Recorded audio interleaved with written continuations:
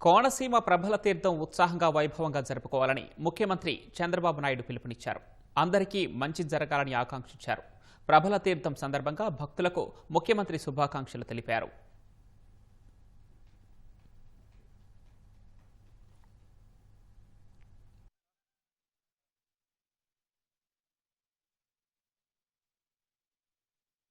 నాలుగు 476 సంవత్సరాలుగా ఎంతో ప్రశస్తమైన జగన్న తోట ప్రభల తీర్థానికి ప్రభుత్వం రాష్ట్ర పండుగ హోదా కల్పించిందని గుర్తు చేశారు.